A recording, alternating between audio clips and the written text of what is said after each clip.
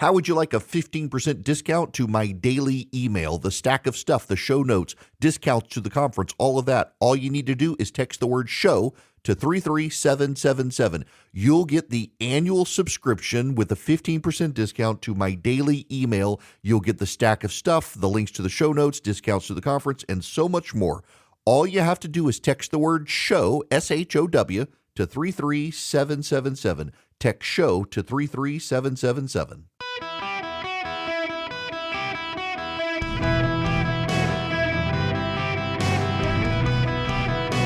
Welcome to the Eric Erickson Show podcast, Hour 3. My fellow Americans, welcome. It is Eric Erickson here across the United States of America. The phone number is 877-973-7425. Should you wish to be on the program, would be happy to have you. If you text the word Eric, E-R-I-C-K, to 33777, you can get the live stream, the show notes, the YouTube, where you can get my conversation with John Deloney in full, and all the other ways to keep up with the show. You should know that right now there is growing expectation that the President of the United States does intend to begin bombing Iran military targets tonight. There is a growing chorus of people insisting that civilian targets are off limits and war crimes. That's not actually true. Fox News just had on Wiz Buckley, who was a retired fighter pilot, who pointed out that Mark Kelly, the United States Senator, targeted power plants, TV station, and roads in the opening hours of the Iraq War because they're all useful to regimes, and it's not actually a violation of international law to blow those things up. A lot of people screaming about international law are only doing it to try to convince the President of the United States not to engage in an operation to beat Iran. Now, I'm going to pivot from this for a time. I regularly talk to you about AI and data centers and jobs concerns and the like. Well, things are starting to take a turn here. I'm going to play for you a clip from a local CBS affiliate. No, this is actually CBS News. Listen to this story. Just days after voting in favor of building a new data center in Indianapolis, local council member Ron Gibson says he woke up to the sound of gunfire overnight. Gibson said 13 rounds were fired at his home while he and his 8-year-old son were asleep. Some of those bullets landing just steps from their dining room table where his son was playing with Legos the day before. When he stepped outside, he says he found this handwritten note reading "No data centers" under the doormat. There are real benefits tied to this development. Construction is expected to support roughly 300 jobs over a 3-year period. While some counselors argued the data center will bring revenue and jobs, there was pushback from residents over environmental and quality of life concerns. Thank you very much. The vote to move forward passed 6-2. Indianapolis police are calling this an isolated and targeted incident, and police have yet to identify a suspect. And one group that protested that data center last week released a statement today saying in part, violence has no place in our community or in our advocacy. The FBI now assisting in the investigation. Tony? Chanel, thank you very much. That's from CBS News, Tony DeCouple's CBS Evening News. A councilman who voted to support a data center as someone fire multiple gunshots into his home. The image in the video is of his front door full of holes. The bullets landed near his dining room table where his kid had been playing with Legos. I'm sure we'll find out more information. Everybody's got Ring door cameras and the like. We'll figure it out. But I want to say two things that are not contradicting, though they may sound that way. One is that a lot of people have been really whipped into a frenzy by Chinese propagandists who are desperate for the United States to fall behind. They are desperate the Chinese are for us to lose the AI arms race, because China just can't get ahead of us if we stay on our A game. The Chinese are very, very good at copying us. They're not very good at innovating on their own. In fact, many of the things that China said that they had done on their own turned out to be lies. They turned out to have smuggled in NVIDIA chips, claiming they had their own chips, or they could do stuff with their own chips that was more innovative than NVIDIA. And in fact, they had stolen NVIDIA chips, and they were lying the whole time. And the Chinese are using propagandists in this country to stir up environmental activists and others to stop data centers. Consider up in New York State, there's a Micron plant that's being built. It's not even a data center. It's to build chips for the data centers. And some California protesters found a group of people who are barely even connected to the area where it's built to file an environmental lawsuit to stop the plant from being built. These people simply do not want us to advance technology. They do not want us to advance data centers. And much of it is being funded behind the scenes by the Chinese. And you do need to understand, many of the fear scenarios, many of the nightmare scenarios, many of the environmental scenarios are being funded by far left groups that are in turn themselves being funded directly and indirectly by the Chinese Communist Party, because they need the United States to give up advancement on AI and data centers. They do. Many of your fears about water, for example, are being fueled by Chinese propagandists. Golf courses use more water than data centers use, and yet none of you are complaining about the golf courses. You're complaining about the data centers. Why? Because the propaganda campaign is out there to scare you about the usage of water from data centers, much of which is recycled, not wasted, put back into the system for others to use. Very little of it is evaporated. They have closed systems to chill the data centers, but yet most people believe they're actually consuming hundreds of thousands, if not millions of gallons a year to fund to cool data centers with water. That's not true at all. In the same way, golf courses use 95 to 99% renewable water resources from within golf courses. Same thing with the data centers, and they actually use less than the golf courses. But the Chinese are funding environmental groups designed to make you think all of your water resources are going to be taken away forever. Concurrently, the CEOs of the AI companies are some of the biggest morons on planet Earth when it comes to this stuff. It is not helpful to the advancement of AI to have the CEO of Anthropic, Dario Modi or whatever his name is, out there saying, yep, AI is going to take all the jobs. Might as well get prepared for it. Might as well have universal basic income. Your job's going to go away. AI is going to take it. Sam Altman comes across as one creepy dude. Altman, and by the way, you all, the boomers out there know ChatGPT. Claude from Anthropic is hands down better than ChatGPT at just about every single thing. In fact, I saw somebody the other day who was in their 20s saying that you can tell the age gap between the people who believe in ChatGPT is the only AI and the people who use Claude. Claude is better and more effective on most tasks than Grok, which is from Twitter, Gemini, which is from Google, and OpenAI's ChatGPT. ChatGPT is the old guy now, and it's fallen behind, except on images. ChatGPT is actually one of the best when it comes to creating images.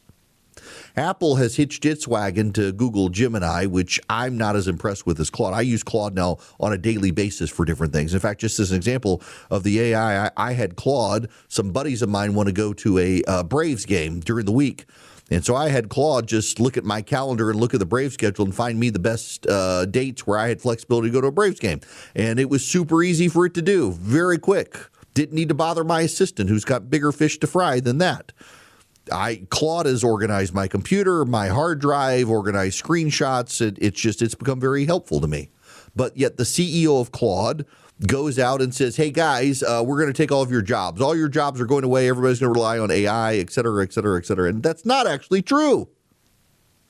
It's simply not true.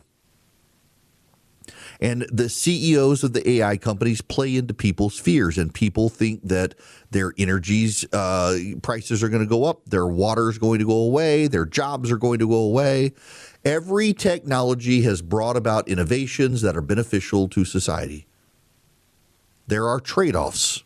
John Deloney and I talking about having the, as he calls it, magic wand in your hand.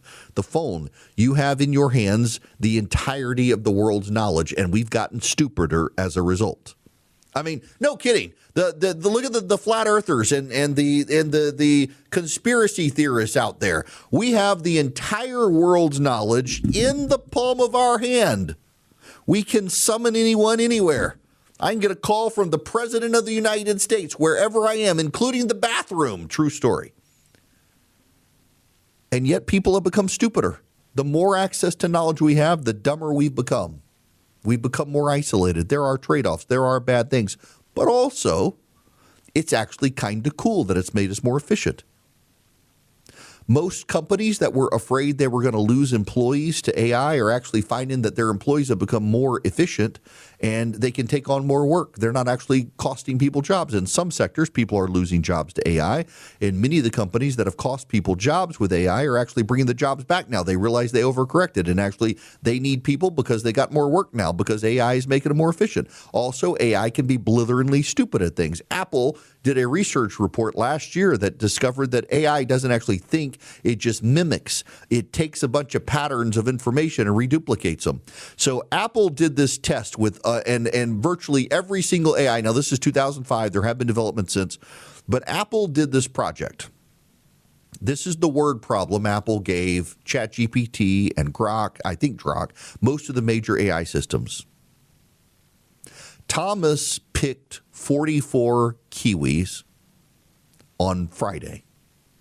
On Saturday, Thomas picked 50 kiwis.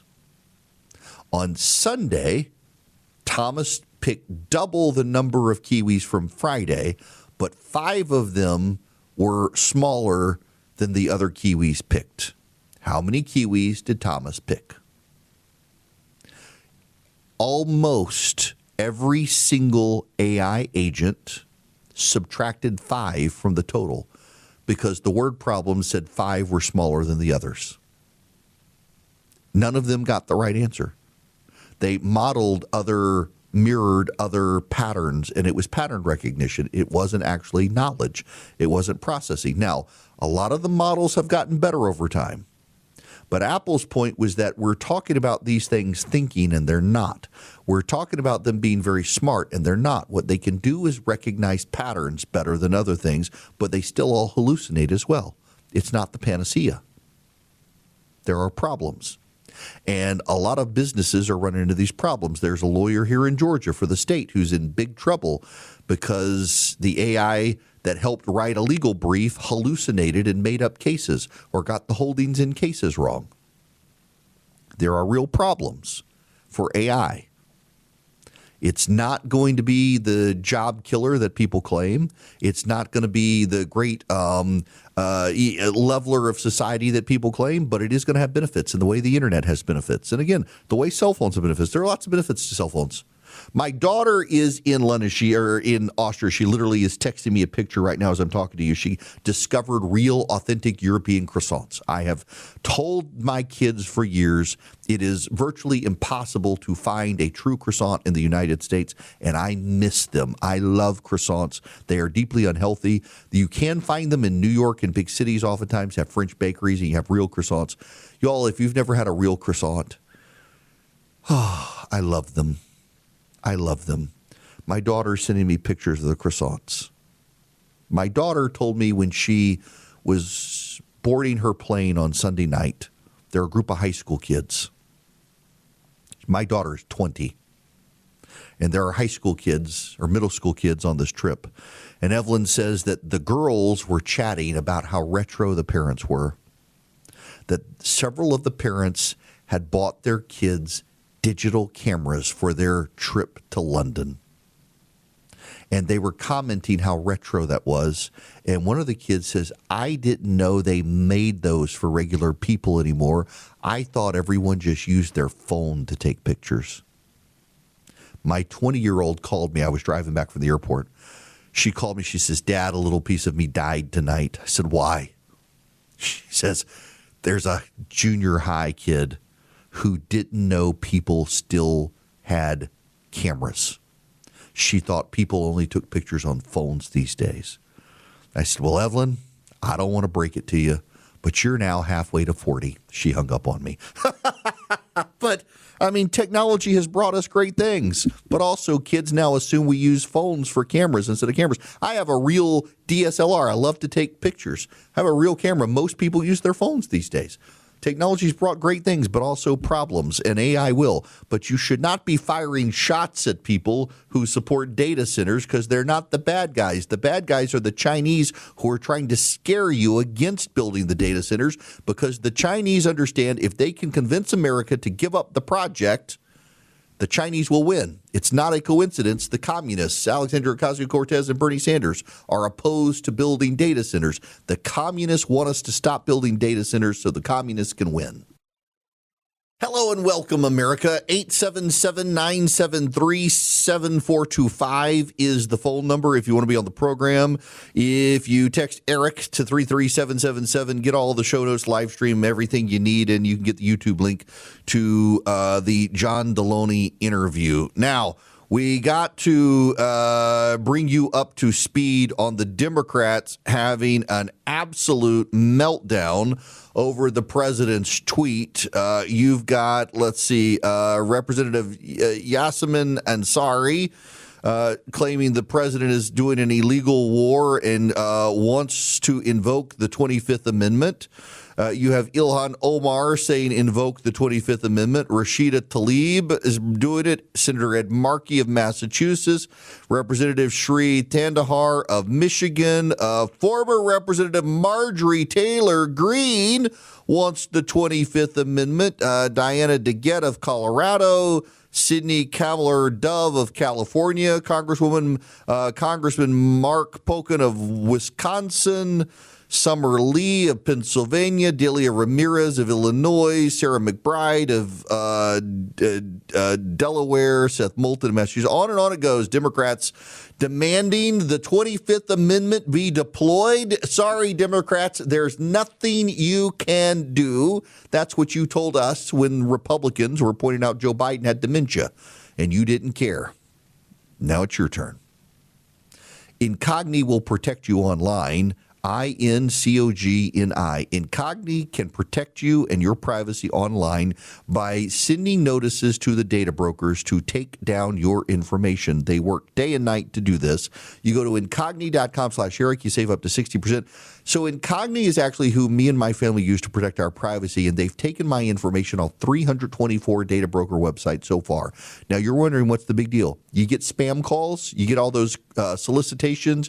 You get the credit card solicitations in the mail. Well, that's because they bought your information from data brokers, your cell phone, your address, in many cases, even the medications you take. So insurance companies, for example, buy it and invade your privacy to see what they're getting into. And Incogni gets all the data brokers to take it down, secures your privacy online. You go to incogni.com/Eric, incogni.com/ERICK. And again, they've worked and taken my information off 324 websites and counting. They're still working day and night to do it.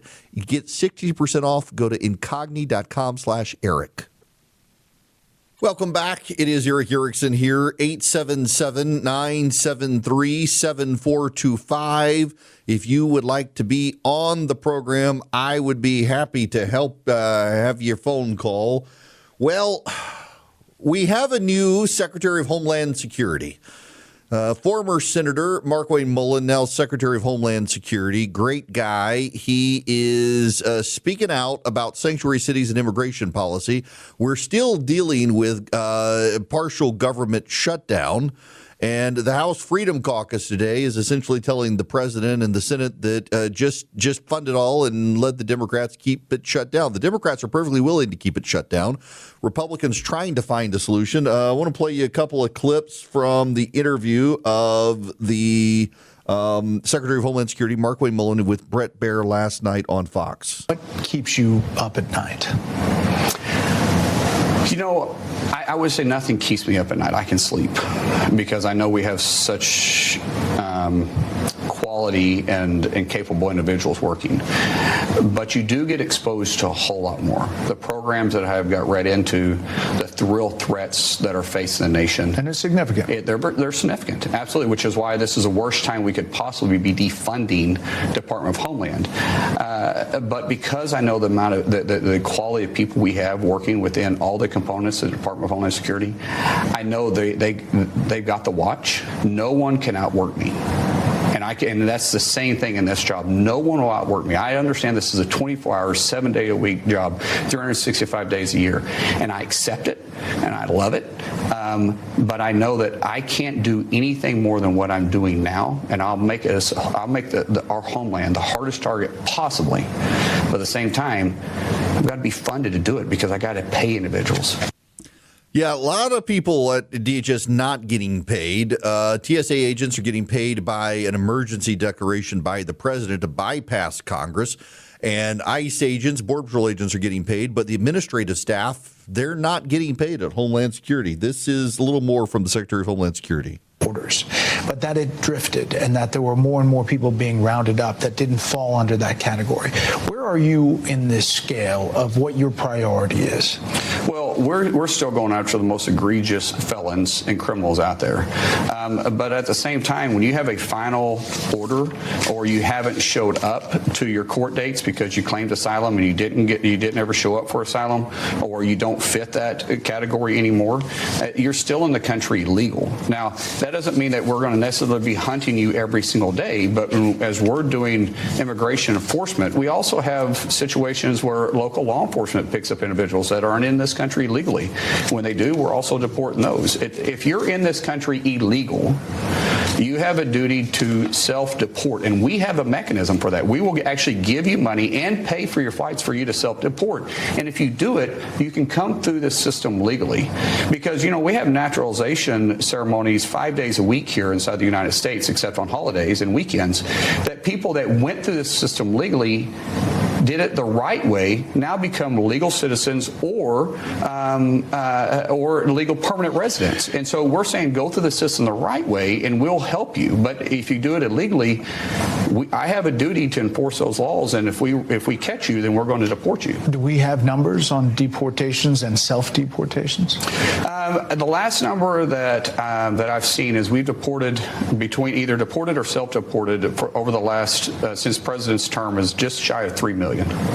3 million. Right. It's wild to me. We're still in the middle of a partial government shutdown, and now that the TSA agents are getting paid and the airports are back to normal, people have kind of forgotten there are still a lot of government employees not getting paychecks. The government is still shut down to a degree. And it's all because Democrats are prioritizing illegal immigrants in this country. Folks, yesterday I played a clip of Harry Enton on CNN. And he was talking about how Democrats are actually underwater compared to Republicans on likability. Republicans are 5 points ahead of Democrats on likability.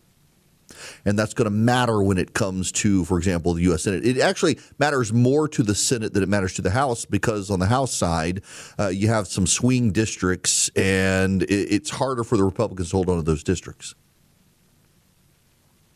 But Democrats simply aren't liked, and they are right now continuing to deprive government employees of income because they want to support illegal aliens. And that's just the truth. Democrats don't like it when you put it that way, but it's true. Why are they keeping the government shut down? Because they want to hamper ICE and Border Patrol from doing deportations. Why do they want to hamper ICE and Border Patrol from doing deportations? Because they think illegal aliens should be able to stay in the country. That's just the reality of it. And most Americans support deportations. Most Americans support cracking down on illegal immigration, but not the Democrats. Mark Wayne Mullen is a good guy to lead the Department of Homeland Security. I personally think the Department of Homeland Security is too unwieldy, and it was designed too big. I remember back during the fighting over the Department of Homeland Security, I was writing at the time that I thought it was a bad idea to put that much into one entity within the federal government. You'll remember it came about after 9/11 because of the lack of coordination between departments. And so they decided if they made one big department and put all those departments underneath it and did a director of national intelligence as well, they could get better coordination from an unwieldy federal government. And I was like, you're just making the government even more unwieldy. It's not necessarily a good thing, but it is the system we have now. And the Republicans need to figure out a way to get it back open. But if the Democrats are going to keep it closed down for a while, that's on the Democrats. I just don't think it's a campaign issue. It's like the war. It's like the war. How many of you are really feeling the war? You certainly do when you get gas, but gas is still cheaper than it was when Biden was president. The barrels of gas, I said it the other day, it got up $200. It's actually $150 a barrel of gas or oil. During the Biden administration, the peak price was $150. We're at $114, $116 today. Not yet to the $120 that everyone was screaming we would get to, which is still less than when Biden was president. Prices are certainly higher. Prices of beef continue to be up. I literally have a Masters video going on Twitter. I've just paused while I'm talking to you, and it shows a cooking food at the Masters, including burgers for people at Berkman's, and beef prices have gone up. Beef prices have gone up higher than anything in the grocery store right now, not really because of the war. It's because of a shortage of American cattle and tariffs that the president imposed on other countries, but grocery prices are high, gas prices are high, but are you really feeling the war on a daily basis? I don't know anyone who's been called. Well, actually, I do. I take that back. I did a dinner for a buddy of mine who's in the Navy who is going to help with the demining activities in the Persian Gulf, and he's been called up and gone. He's the only person I know. Most of you don't know anybody who's been called up. Is the war an abstract for you? I suspect that it is mostly an abstract for you, as it is for me. We know we're at war, but we don't feel it. Yesterday, I was talking about a Wall Street Journal article that points out that the reason there is no middle class anymore in America is not because they're all poor, but because they're overwhelmingly wealthy. There are certainly poor Americans. There are certainly people who have fallen behind, and there are certainly people in the lower middle class. But the heart of the middle class has disappeared in large part because the overwhelming majority of the middle class has now ascended into the ranks of the upper middle class and the wealthy. I saw somebody's tweet. I didn't even bother responding. And the guy was like, Erickson says there's no more middle class because they're all wealthy. This is the latest spin and nonsense so he can keep drinking bourbon and playing golf and eating steak dinners or whatever. I was like, dude, it's not me. It's the data. You may have failed at life. You may have been on hard times. You may have fallen into the ranks of the poor, but understand that's your life experience. And I'm sorry you're having a hard time for you, but actually, the data shows most people in the middle class have ascended in wealth and success. It's actually rarer to have people regress in this country than to succeed. And now I'm going to say something people get really mad at and say, oh, you call yourself a Christian. That's uncharitable. Many, many times, the regression in life is because of you. And you don't want to acknowledge it. And you don't want to acknowledge you made bad mistakes and you failed at life. And the great thing about this country is you may have failed at life, but you have second, third, and fourth, and fifth, and sixth chances in this country. And if you're bitter enough to come after me on Twitter because you actually think that the middle class is regressing because of your personal circumstance, that's on you. That's not on me. That's not on the middle class. It's not about the middle class. The data shows what the data shows. And by the way, it's not just one study. It's multiple studies that show it. So you may have failed. You may have been on hard times. Somebody may have done you wrong. Life may not have worked out the way you wanted. The beauty of this country is that if you put in hard work, you can succeed. Don't come at me because I like to go play golf and smoke cigars. Maybe get off Twitter and use the time you've been on Twitter to go get another job. Oh, it's horrible. How dare you? You can't judge. I'm not judging the person. I'm telling them if they're coming after me on Twitter for telling you what the data says and they're bitter, well, they're bitter because of their circumstances. And instead of being on Twitter yelling at me, they should go work to improve their circumstances, because in this country, you get to work to improve your circumstances. And for all of the bellyache and hand-wringing about this war by the left, and it's overwhelmingly by the left in this country, and the progressives on the left and the right, most people view the war as an abstract. They're not feeling it on a daily basis. Outside of gas prices, you don't have loved ones going off to die in Iran. You don't have friends and family being packed up for war. You are not having rockets and missiles fired at you. You are not in fear for your life. If you live in Dubai or Abu Dhabi, it's more real because they've been attacked, but it's actually not sustained in regular attacks. And you know what the spin is now from the left is, oh, Iran has been pulling their punches. You just wait. If the president does what he says he's going to do, Iran is finally going to unleash hell. Really. They've had 35 days of having us bombing the snot out of them. And it was like, we're going to pull our punches. You just wait. Trump's going to start bombing bridges, and then we're really going to let him have it, really. That's what they're saying. And you know what? They may launch everything they have tomorrow. And that'll be all they had. And then they'll be done.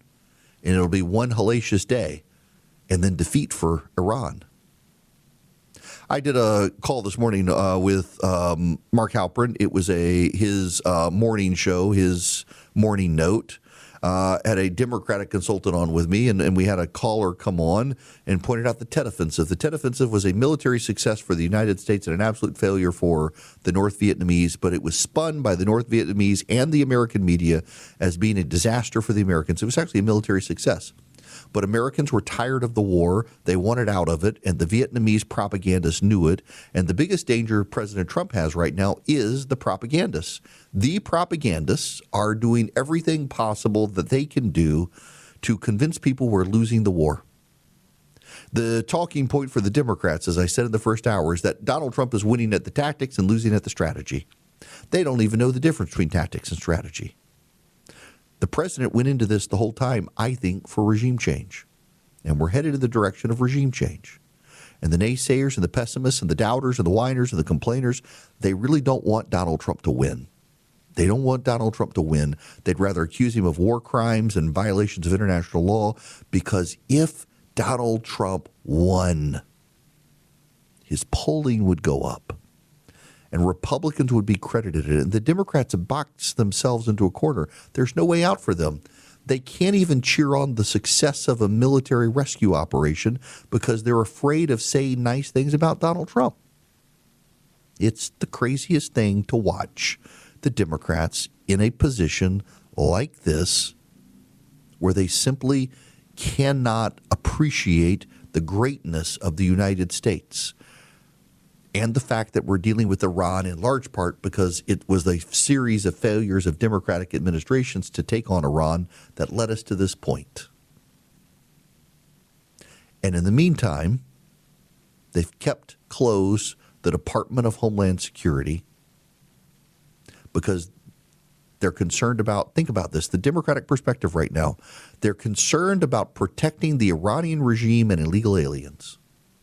They're upset with Donald Trump for wanting to wage full war with against the Iranian regime, and they want to protect illegal aliens. This is the Democratic Party of today. Is it any wonder that they are far more hated in this country than even Donald Trump, who is radioactive in political circles, is not loved. In fact, Donald Trump is in many corners hated, and not just among Democrats. Independent voters are tired of Donald Trump. They don't like him.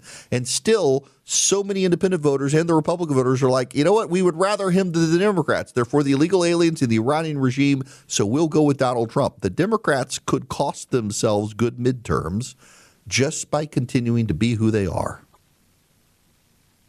Hello, ladies and gentlemen. It is Eric Erickson here. The phone number is 877-973-7425. Too late, though. We've closed the phones. You've missed your opportunity. Let me set the stage for you here.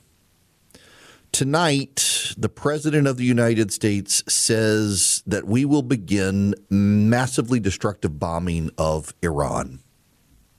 I want to put this in perspective for you. In 2018, the president tweeted to the North Koreans that Kim Jong-un says he has a nuclear button on his desk. Mine is bigger and it actually works. And people went hysterical that the president was going to nuke North Korea. He did not. He used that as an avenue to have talks with the North Korean regime that wound up not being successful. Except today, the North Koreans have signaled they're walking away from Iran. They don't want to preclude future relations with the United States. This morning, Donald Trump tweeted, "A whole civilization will die tonight, never to be brought back." I don't want it to happen, but it probably will. The Democrats are screaming that we must deploy the 25th Amendment and get Donald Trump from office. They're screaming about war crimes. They're screaming about international law.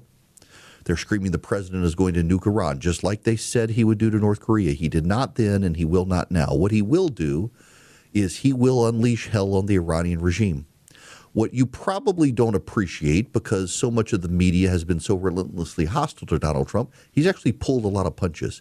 He hasn't targeted bridges and he hasn't targeted power facilities, all of which are legitimate targets because they're used by the IRGC to move weapons or to supply different bases. He has legitimate reason to do so, and he didn't. Both Bushes, when they invaded Iraq, immediately went for the power grid. Donald Trump didn't do that. He should have done that. He didn't. He wanted a show of force to show the Iranians we wanted them to talk. They have refused, and so now he will work to eradicate the regime. It is not a war crime. It is not against international law. It is a good for society and the global community to end the Iranian regime. And I hope the president doesn't find peace with Iran tonight. I hope instead he unleashes hell on Iran and ends this regime. They need to be ended. Now, I need to tell you about the Eden Pure Thunderstorm. You can get 3 of them and save $200 at EdenPureDeals.com. The discount code is ERIC3, E-R-I-C-K, the number 3, EdenPureDeals.com. You can get 3 of them, and they will wipe out odors. They will get rid of the particulate in the air. They're filterless. You don't have to keep a filter subscription. They eliminate 99.9% of bacteria and viruses. Where they really shine is odor elimination. That's how I use mine, with odor elimination. They generate ozone, which acts as odor bleach, and it wipes out odors. Get 3 of them, save $200 at EdenPureDeals.com. The discount code is ERIC3. You even get a money-back guarantee. If they're not successful at eliminating the odors, see the site for details. They'll give you your money back. EdenPureDeals.com. The discount code ERIC3. They're small. They're very portable. You can plug it up with a USB cord in a car. You can plug them up with a regular outlet. And they pack a wallop. They wipe out odors. I've used them to wipe out odors in rental cars, hotel rooms, my back porch, my kitchen. EdenPureDeals.com. The discount code ERIC3.